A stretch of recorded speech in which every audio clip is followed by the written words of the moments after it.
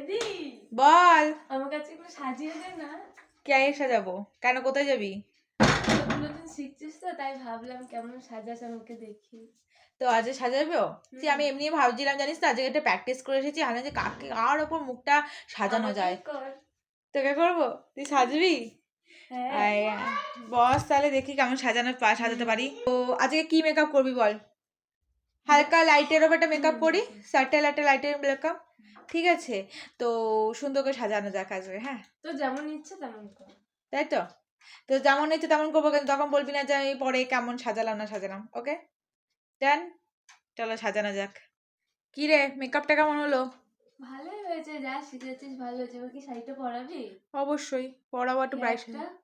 হেয়ারটাও করাতে হবে, কি করবো বল, তোর আবদার, অবশ্যই করাতে হবে। গয়নাগুলো কি পরাবো না পরাবো না?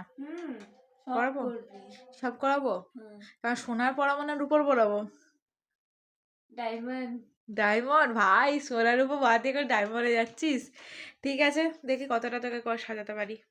তো ফাইনালি দেখতেই পাচ্ছ আমার কিন্তু সাজানো কমপ্লিট। প্লিজ যারা যারা আমার ফেসবুক ইনস্টা ফলো করেছো এবং দেখো, তারা ওখানে জেনে যাবে যে আমি কিভাবে ওকে আমি রেডি করিয়েছি।